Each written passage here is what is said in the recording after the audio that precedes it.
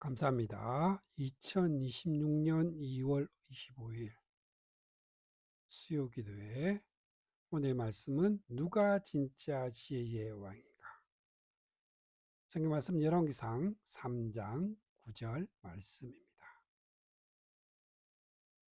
누가 주의 이 많은 백성을 재판할 수 있사오리이까? 듣는 마음을 종에게 주사 주의 백성을 재판하여 선악을 분별하게 하옵소서. 아멘. 열왕기상 3장 9절 말씀입니다. 할렐루야. 사랑하는 성도 여러분, 오늘 수요기도에 오신 여러분을 주님의 이름으로 환영합니다. 혹시 학교에서나 직장에서 너 참 똑똑하다, 지혜롭다라는 칭찬을 들어본 적이 있으신가요? 자, 우리는 살아가면서 수많은 선택의 순간을 마주합니다. 그때마다 정말 지혜가 필요하다 느끼는 순간이 있습니다. 오늘 우리가 함께 읽을 열왕기상 3장은 바로 그 지혜의 왕 솔로몬의 이야기입니다. 하지만 이 이야기는 단순히 솔로몬이 똑똑했다 끝나는 위인전이 아닙니다. 이 속에는 우리가 놓치기 쉬운 인간의 연약함과 그 연약함을 덮으시는 하나님의 구원 계획이 숨겨져 있습니다. 사랑하는 여러분, 상상을 한번 해보십시오. 지금 이스라엘은 축제 분위기입니다. 다윗 왕이 죽고 그의 아들 솔로몬이 왕이 되었습니다. 나라는 튼튼해졌고 사람들은 새로운 왕에게 큰 기대를 걸고 있습니다. 그런데 여러분, 겉으로는 보기에 화려하고 완벽해 보이는 이 순간, 사실 영적으로는 조금씩 어두운 그림자가 드리워지고 있다는 것을 아시나요?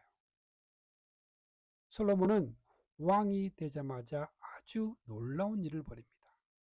바로 이웃나라, 당대 최대 강대국이었던 이집트, 즉 애굽의 공주와 결혼을 한 것입니다. 그리고 하나님께 제사를 드리는데 한두 마리가 아니라 무려 1000마리의 제물을 바칩니다. 우와, 대단하다. 믿음이 정말 좋은가 봐. 박수를 칠 수도 있을 것입니다. 우리 인생의 수많은 갈림길에서 당신은 무엇을 구하십니까? 세상적으로 힘 있는 사람과 손을 잡고 겉으로 보기에 엄청난 정성을 쏟으며 그것이 곧 좋은 믿음일까요? 하나님은 우리가 바치는 물건의 그 양을 중요하게 여기실까요? 아니면 우리 마음의 중심을 원하실까요? 솔로몬이 구한 지혜는 도대체 무엇이며 그 지혜는 결국 누구를 가리키는 것일까요? 오늘 이 세 가지 질문을 가슴에 품고 솔로몬의 화려한 왕궁 속으로 그리고 그가 꿈꾸었던 기브온의 산당으로 함께 들어가 보도록 하겠습니다. 첫 번째로 위험한 섞임과 산당 제사입니다. 세상의 지혜로 내디딘 첫걸음, 그 끝은 불안한 출발이었습니다. 옛날 이야기처럼 시작을 해보겠습니다. 젊은 왕 솔로몬은 왕권을 튼튼하게 하고 싶었습니다. 그래서 그는 당시 세계 최고의 권력을 가진 이집트 왕 바로의 딸을 아내로 맞이합니다. 결혼식은 성대했을 것입니다.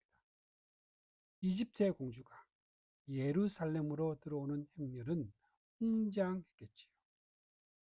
사람들은 우리 왕이 대단하다, 애국가 사돈을 맺다니 한호했을지 모릅니다.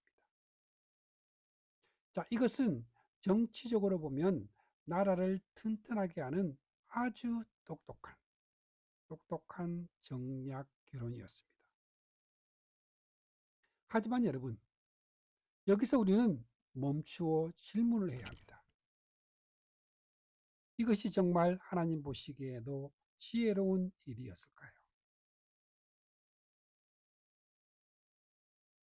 하나님은 신명기의 말씀을 통해 이스라엘 백성들에게 너는 그들과 혼인하지 말지니 이방 민족과 결혼하지 말라 분명히 경고하셨습니다. 왜냐하면 그들이 믿는 우상이 들어와서 이스라엘 마음을 하나님에게서 돌려놓을 것이 뻔했기 때문입니다. 실제로 나중에 열왕기상 11장을 보면 솔로몬은 이집트뿐만 아니라 모압, 암몬, 에돔 등 수많은 이방 여인을 사랑하게 되고 결국 그들이 솔로몬의 마음을 돌려 우상을 섬기게 만듭니다. 성경은 이것을 독초와 수개풀이가 나는 일이라고 경고합니다. 겉으로는 나라를 지키는 악수였지만 영적으로는 하나님을 떠나게 만드는 독초의 씨앗을 심은 것입니다. 솔로몬의 아버지 다윗은 왕위는 물려주었지만 정작 가장 중요한 믿음의 결혼에 대해서는 제대로 가르치지 못하고 떠난 것 같이 안타까웠습니다.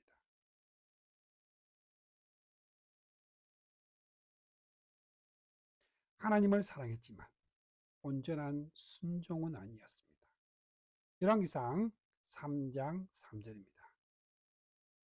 솔로몬이 여호와를 사랑하고 그의 아버지 다윗의 법도를 행하였으나 산당에서 제사하며 분향하더라. 산당에서의 제사, 무엇이 문제일까요? 또 한 가지 이상한 점이 있습니다. 솔로몬이 하나님께 제사를 드리러 가는데 예루살렘에 있는 복궤 앞이 아니라 기브온 산당으로 갑니다. 성경은 거기는 산당이 큼이라 말합니다. 자, 물론 이때는 아직 성전이 지어지지 않아서 백성들이 산당에서 제사를 드렸다 변명을 해주기도 합니다. 하지만 생각을 해보십시오. 산당은 원래 가나안 사람들이 우상을 섬기던 장소였습니다. 하나님은 너희가 아무 곳에서나 제사하지 말고 오직 하나님이 택하신 곳에서 예배하라 명령하셨습니다.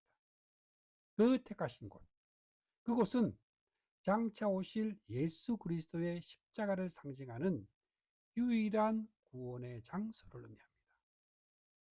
그런데 솔로몬은 산당이 크니까, 편하니까, 간습이니까 그곳에서 예배를 드린 것입니다. 성경은 이에 대해 솔로몬이 여호와를 사랑하긴 했지만 산당에서 제사하며 분향하더라 묘한 여운을 남깁니다. 이것은 온전한 순종이 아니었습니다. 사랑하는 성도 여러분, 혹시 우리도 솔로몬처럼 남들도 다 하니까 괜찮아. 일단 성공하려면 세상 방식도 좀 빌려와야지. 세상의 방법과 하나님의 방법을 섞어서 살고 있지는 않나요? 겉보기엔 화려해 보여도 하나님의 말씀에 어긋난 지름길은 결국 우리를 아프게 하는 가시가 된다는 것을 기억해야 합니다.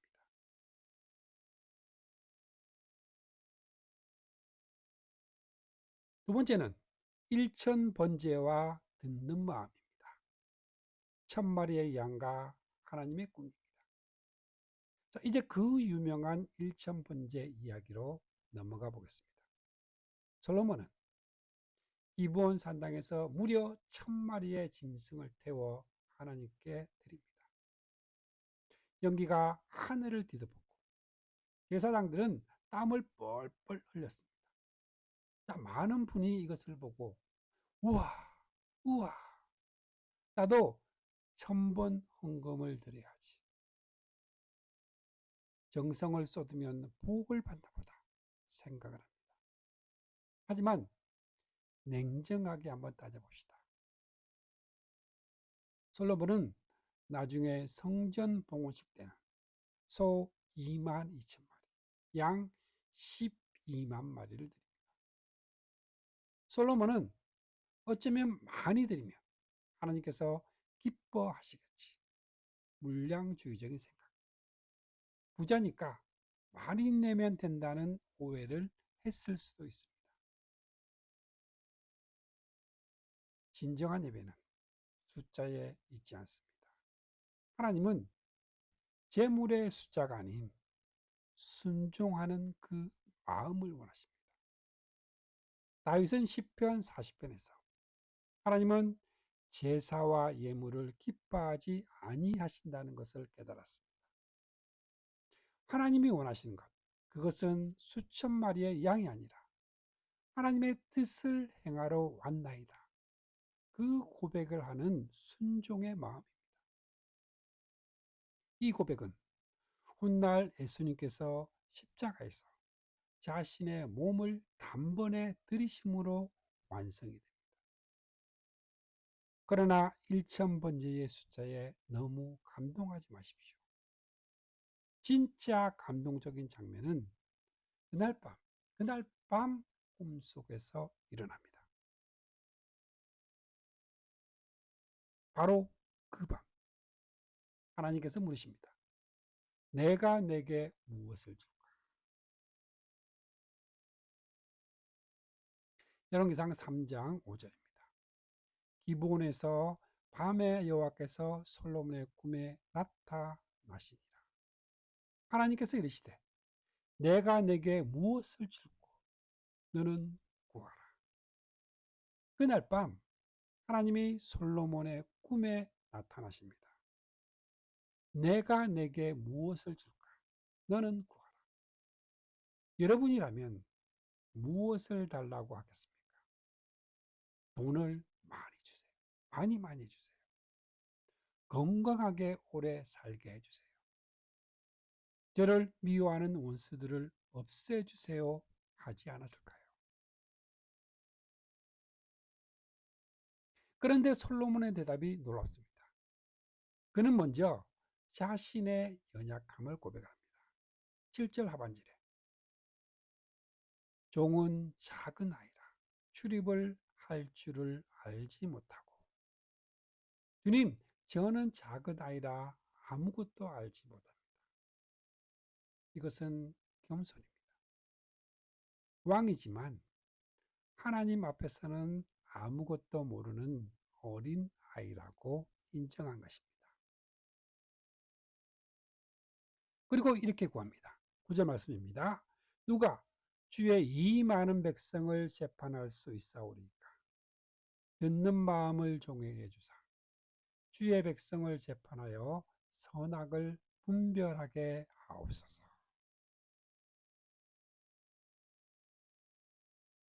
나의 성공이 아닌 하나님의 뜻을 위한 듣는 마음을 구합니다. 여기서 지혜는 히브리어로 듣는 마음, 레부쇼메아, 백성들의 억울한 소리를 잘 듣고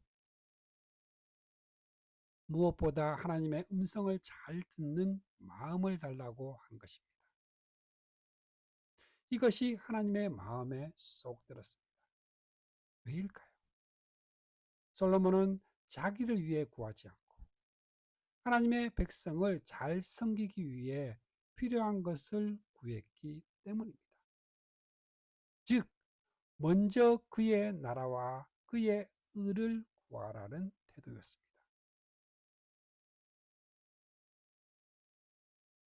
사랑하는 성도 여러분, 우리의 기도를 한번 점검을 해볼까요? 우리는 기도할 때 더 많이, 더 크게 주세요 때를 쓰나요?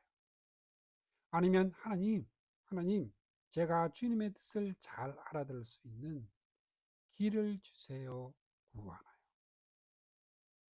하나님이 기뻐하시는 기도는 나의 욕심을 채우는 것이 아니라 그 사명을 감당할 듣는 마음을 구하는 것입니다.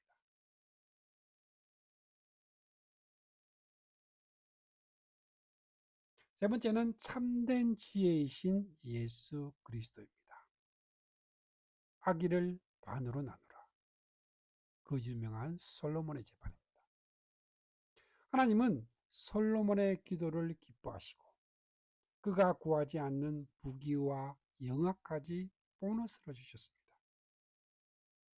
그리고 곧바로 솔로몬의 지혜를 증명하는 사건이 터집니다. 바로 두 여자가 한 아기를 두고 싸우는 그 유명한 재판입니다. 자, 이야기는 아주 극적입니다. 두 여자가 왕 앞에 섰습니다. 왕이시여, 우리가 한 집에 사는데 둘 다 아기를 낳았습니다. 그런데 저 여자가 잠을 자다가 자기 아기를 깔아 뭉개 죽이고는 몰래 제 살아있는 아기와 바꿔쳤습니다. 서로 자기 아이라고 있는데 증인도 없고 CCTV도 없습니다. 인간의 지혜로는 풀 수 없는 그 문제 앞에 하나님의 지혜가 드러납니다. 자, 24절과 25절 말씀입니다. 또 이르되 칼을 가져오라 하니 칼을 왕 앞으로 가져온지라. 왕이 이르되 산 아이를 둘로 나누어 반은 이 여자에게 주고 반은 저 여자에게 주라. 솔로몬은 무시무시한 명령을 내립니다. 칼을 가져오라. 산 아기를 둘로 나누어 반반씩 주라. 사람들은 깜짝 놀랐을 것입니다. 왕이 미쳤나 봐. 하지만 이 명령은 진짜 엄마를 가려내는 지혜의 칼이었습니다. 가짜 엄마는 내 것도 말고 내 것도 되게 하지 말고 나누자고 했지만 진짜 엄마는 아기를 살리기 위해 차라리 저 여자에게 주십시오 묻었습니다. 솔로몬은 그 모성애를 보고 진짜 엄마를 찾아냅니다. 참된 지혜의 칼은 나누는 것이 아니라 진짜 사랑을 드러내고 생명을 살립니다. 성경은 백성들이 이 판결을 보고 왕을 두려워했다고 말을 합니다. 28절입니다. 온 이스라엘이 왕이 심리하여 판결함을 듣고 왕을 두려워하였으니 이는 하나님의 지혜가 그의 속에 있어 판결함을 봄이더라. 왜냐하면 하나님의 지혜가 그의 속에 있음을 보았기 때문입니다. 솔로몬의 IQ가 높아서가 아니라 하나님이 주신 그 지혜가 그 안에 있었기 때문입니다. 솔로몬이 한 아기를 살렸다면 우리의 예수님은 자신의 몸을 나누어 온 인류를 살리셨습니다. 하지만 여러분, 여기서 이야기가 끝나면 안 됩니다. 우리는 구약 성경을 통해 예수님을 보아야 합니다. 솔로몬이 가진 지혜는 그림자에 불과합니다.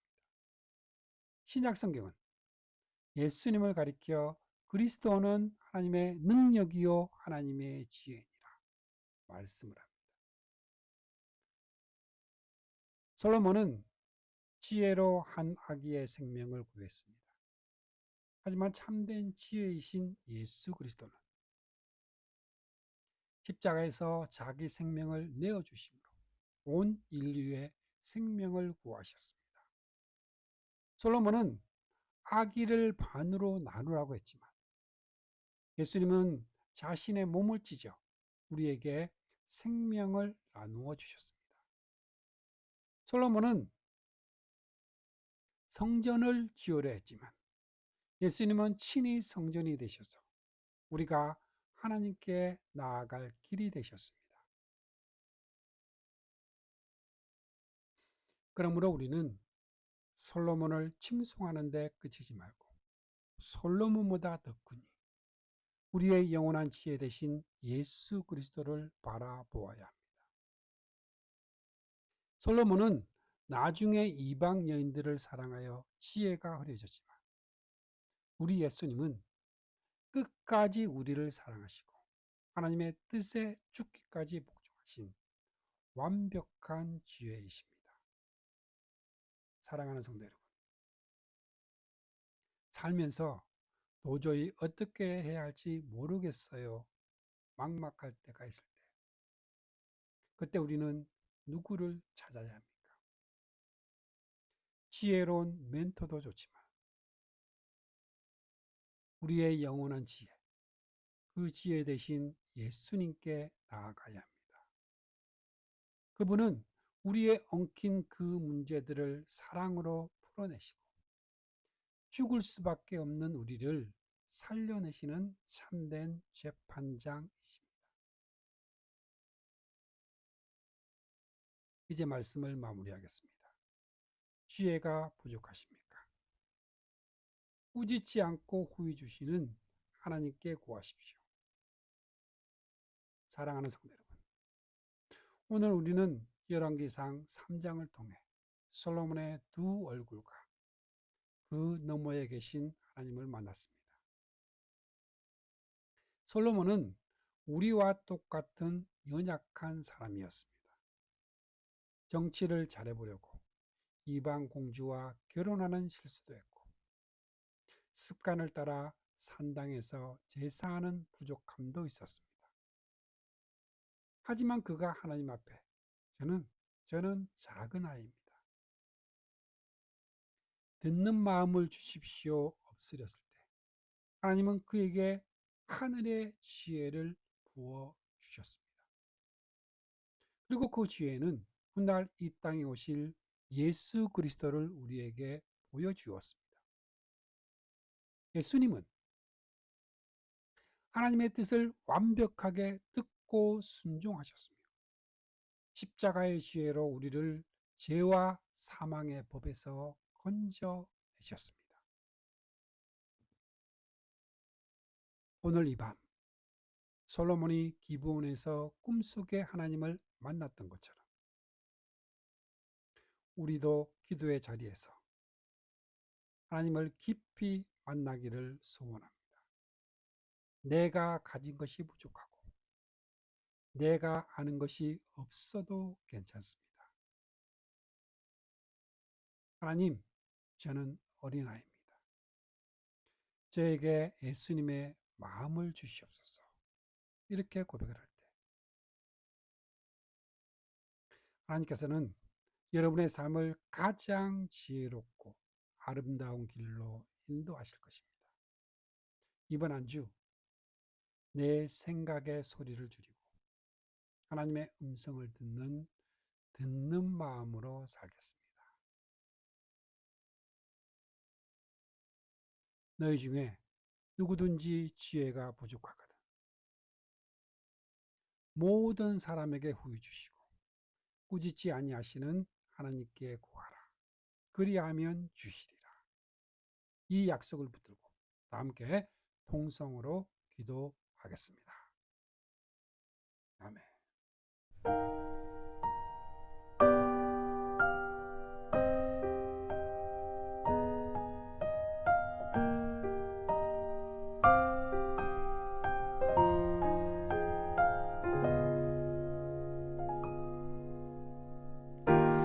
그분의 뜻대로 날 이끄시네.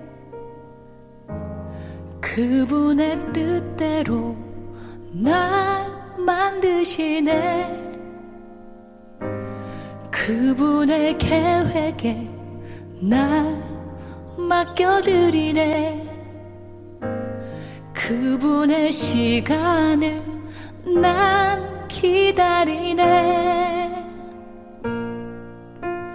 그의 뜻대로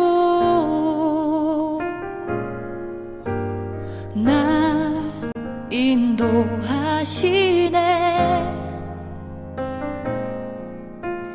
그의 뜻대로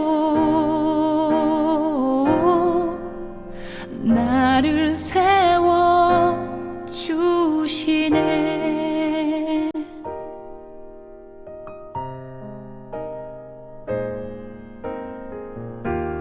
그분의 뜻대로 날 이끄시네.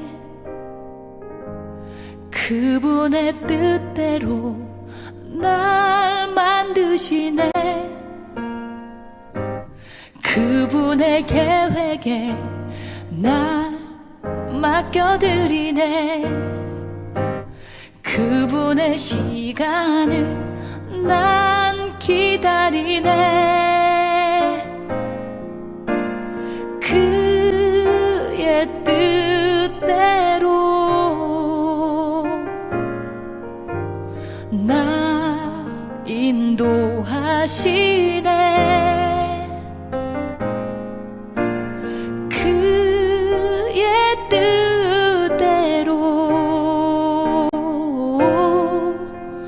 나를 세워 주시네. 그의 뜻대로 날 인도하시네.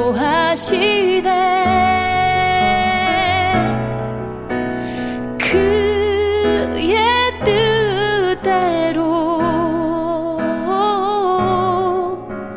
나를 세워 주시네. 그의 뜻대로 날 인도하시네.